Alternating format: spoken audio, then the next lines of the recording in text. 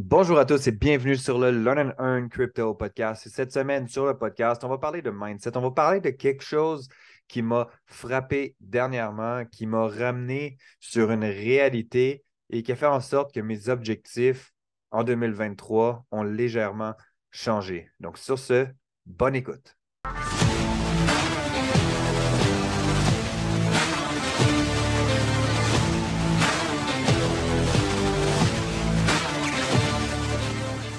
La réalité, c'est que le trading, c'est 100% mindset. Donc, tu dois avoir un état d'esprit qui est clair, un état d'esprit qui est optimal pour ton niveau de trading. Mais le trading, c'est tellement fort en émotions, puis on a tellement des émotions qui sont parfois trop présentes qu'on ne se rend pas compte que cette émotion-là peut impacter d'une manière négative ton niveau de trading. Puis c'est pour ça que c'est important de pouvoir prendre conscience du rôle que ces émotions-là ont, puis de comment est-ce qu'on peut venir les corriger. Parce que la réalité, c'est que si tu es habitué d'avoir un pattern émotionnel, surtout au niveau de ton trading, mais que pour toi, ce pattern-là, c'est une habitude, il faut que tu comprennes que tu dois pouvoir changer cette habitude-là. Puis, c'est ça qui fait en sorte que ça devient un petit peu plus difficile, un petit peu plus challengeant parce que ça va te demander beaucoup de travail sur l'aspect mindset, mais sur l'aspect compréhension, de pouvoir connecter avec tes émotions, puis comprendre que les signaux, en fait, que ces émotions-là t'envoient. Donc, aujourd'hui, c'était pas le point, en fait. C'était pas du tout le point de ce que je voulais parler, mais disons que c'est un bon début. Aujourd'hui, ce que je veux vous parler, c'est un peu la claque au visage que j'ai eue ce week-end.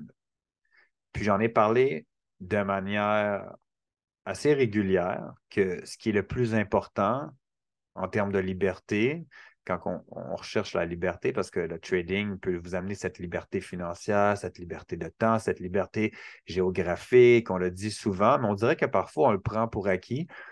Puis c'est là que moi j'ai eu ma claque au visage ce week-end parce que dans la dernière année, je vous dirais que de proche ou de loin, donc en 2022, de proche ou de loin, euh, il y a à peu près 10 personnes dans mon entourage, de proche ou de loin, qui sont décédées pour des raisons complètement différentes. Puis, si on regarde, ce week-end, je suis allé dans des funérailles d'un, dans le fond, du mari de la sœur de ma grand-mère. Donc, tu sais, j'étais pas vraiment proche, mais je suis allé parce que c'est la famille de la famille.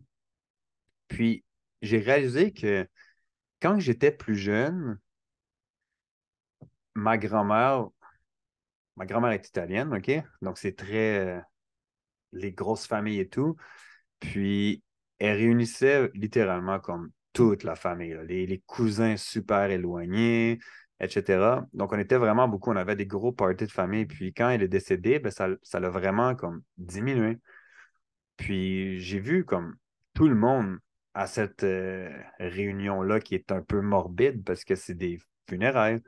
Puis, j'ai revu tout le monde. Puis, ça faisait longtemps que je n'avais pas vu ces personnes-là. Puis là, je me suis dit, comme, ces gens-là, je les voyais régulièrement ou assez régulièrement, peut-être 3, 4 fois par année. Puis là, ça faisait certaines personnes 5, 10 ans que je n'avais pas vu. Puis je me suis dit, la famille va se réunir aux funérailles d'une personne pour célébrer la mort, parce que la mort, ça doit quand même d'être célébré puisque c'est un nouveau passage et tout. Bon, je ne vais pas rentrer là-dedans, mais euh, la famille se réunit dans des funérailles, mais a plus de difficultés de se réunir pour célébrer certaines victoires ou juste pour passer du temps ensemble. Puis le point, c'est que la vie est tellement courte au final parce qu'on est tellement ancré dans une routine qu'on en perd le fil. Tu te réveilles 40 ans plus tard, puis tu te rends compte comme, oh, je suis déjà rendu là. J'ai déjà tant d'années, j'ai déjà 40 ans qui ont passé en arrière. Puis moi, je le vois qu'à un certain point, si tu es ancré dans une routine que tu n'aimes pas, surtout, c'est un 40 ans que tu as perdu. littéralement que tu as un 40 ans que tu as perdu parce que la vie est tellement courte. Pourquoi qu'on devrait faire des choses qu'on n'aime pas? Là, je reviens sur l'aspect comme, OK, on peut avoir un emploi qu'on n'aime pas, puis le trading, ça peut être une belle porte de sortie pour se sortir de cet emploi-là, etc. Puis c'est correct. Mais il faut réaliser qu'on est dans une société qui est malade, une société qui est stressée, une société qui est anxieuse, puis une société qui est constamment mise sous pression. Puis la réalité en arrière de ça, c'est que malheureusement, c'est très malheureux, ça ne va pas aller en s'améliorant. L'économie n'est pas à son meilleur, on va se le dire, puis ça ne va pas aller en s'améliorant. Pourquoi? Parce que les gens ont de moins en moins d'argent. Tu gagnes le même salaire annuel ou mensuel ou à la semaine, peu importe. Mais la réalité, c'est que, bon, avec l'inflation, le coût de la vie augmente, etc. Donc, le dollar perd de la valeur. Donc, tu dois soit réduire ton rythme de vie ou tu dois travailler plus, être constamment, être juste plus sous pression, être encore plus stressé.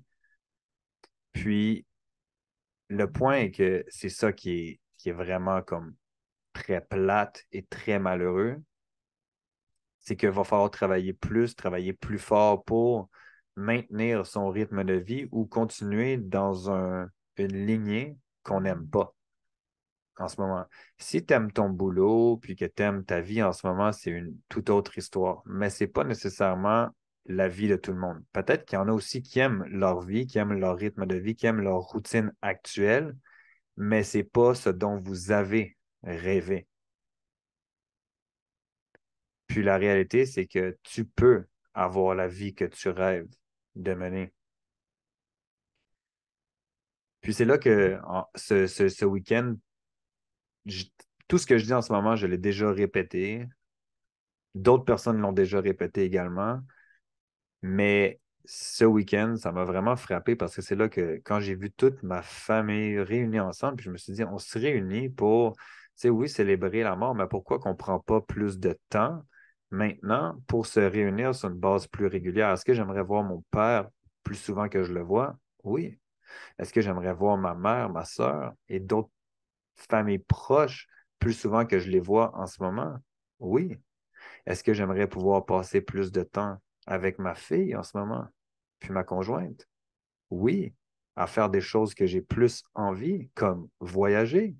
La réponse, c'est oui. C'est sûr qu'il y a certains facteurs qui font en sorte que, OK, j'ai quand même, je veux dire, une belle liberté, contrairement à d'autres personnes.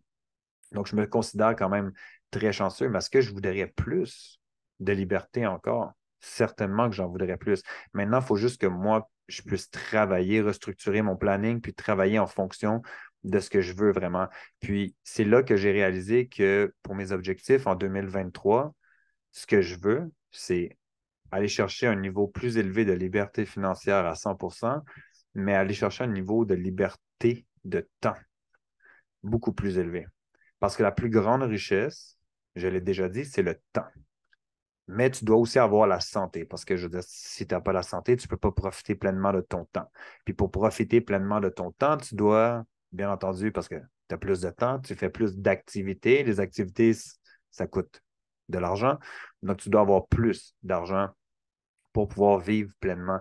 Donc, c'est quand même important à ce niveau-là de déterminer c'est quoi qui, par rapport à ton rythme de vie actuel et voir un peu plus, te permettrait d'être 100% libre financièrement. Pas confortable, 100% libre financièrement, puis de viser ce chiffre financier et voir 1,5 à 2 fois plus. Simplement juste par sécurité additionnelle, si on peut dire ça comme ça. Puis j'ai souvent aussi répété qu'en tant que parent, on doit offrir trois choses super importantes à nos enfants. Si vous êtes parent, ben, vous allez vous reconnaître. Si vous ne l'êtes pas, ben, vous n'allez juste pas vous reconnaître, puis c'est correct. Si vous prévoyez en avoir, c'est good. Mais d'une façon ou d'une autre, ça va vous toucher. C'est que trois choses qu'il faut offrir à ses enfants, c'est de l'amour, c'est de la sécurité et c'est du temps. Puis la réalité, c'est que, comme je l'ai expliqué, c'est que vu qu'on est dans une société malade, stressée, anxieuse et mise sous pression constamment, bien souvent, on va transmettre cette pression-là à nos enfants. puis on ne devrait pas. Souvent, on va transmettre aussi ce stress-là à nos enfants, puis on ne devrait pas. Puis ce que je veux en venir avec tout ça, c'est que pour mieux l'offrir à ses enfants, aux prochaines générations, etc., il faut pouvoir se l'offrir en premier. Il faut que tu sois capable de t'offrir à toi-même de l'amour, de la sécurité et du temps. Le trading, en raison de 1 heure à 2 heures par jour peut t'amener à ces objectifs-là. Donc, je crois que c'est important de pouvoir se rappeler ses buts, de ne jamais abandonner et de comprendre que l'argent peut acheter pratiquement tout, sauf du temps. Tu ne peux pas créer plus de temps, tu ne peux pas acheter plus de temps. Par contre, tu peux créer ta liberté de temps. Plus de temps libre à faire ce que tu aimes avec les personnes qui te sont chères, les personnes qui sont importantes pour toi. Puis de ne plus avoir à attendre à la mort d'une personne pour te réunir avec ta famille. Puis la réalité, c'est que je comprends très bien que c'est difficile parce qu'on a tous notre routine, notre vie d'adulte, un job 40 heures par semaine qui nous demande 40 heures de notre temps à consacrer à cet emploi-là. Mais après, si tu arrives à te dégager ce 40 heures de temps-là que tu consacres à ton job et que tu conserves juste le temps que tu mets en ce moment dans le trading, tu as 40 heures par semaine de libre pour faire ce que tu veux et passer du temps avec les personnes qui te sont chères. Puis moi, ça a été vraiment comme la claque que j'ai eue ce week-end. Je le savais déjà, mais ça a été la claque. Puis c'est là que je me suis dit comme, OK, ouais, même moi, en ce moment, on dirait que j'ai tellement de projets et tellement de choses que je veux faire que je me remplis mon horaire, mais j'oublie mon objectif principal qui était de me libérer plus de temps.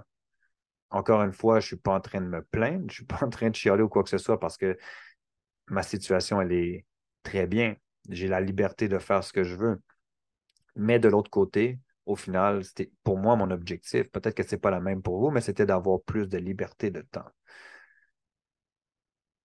Puis je vais terminer avec le fait que, puis ça, c'est un point que j'ai réfléchi un peu plus tôt, que quand on est entrepreneur, OK, bon, quand tu es employé, on va commencer initialement, quand tu es salarié, tu échanges du temps contre de l'argent.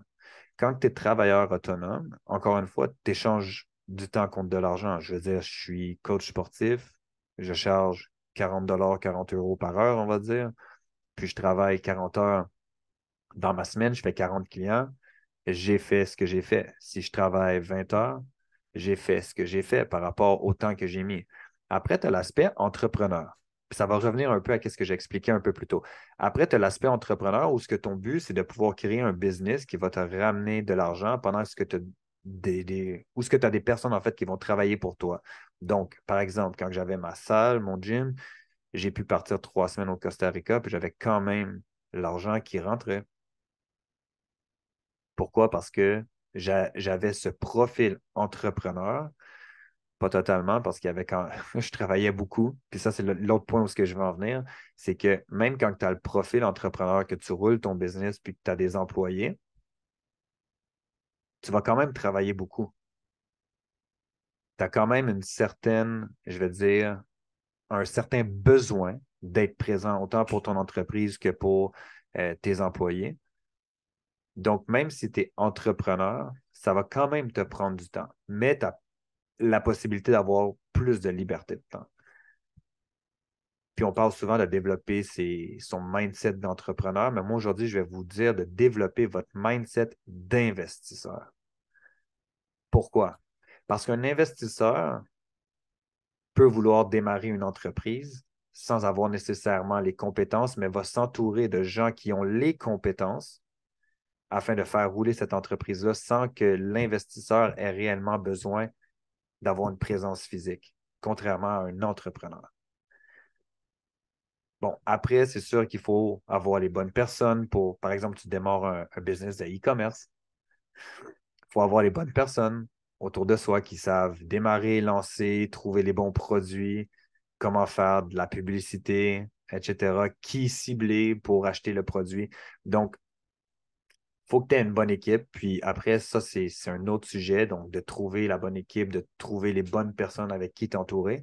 Mais si tu arrives à bâtir un bon réseau de contacts, à faire du bon networking, à t'entourer de bonnes personnes, qu'à chaque fois que tu as cette ouverture d'esprit-là de pouvoir te dire, je vais aller dans un événement X et juste rencontrer ces personnes-là, ça va te permettre d'ouvrir certaines portes.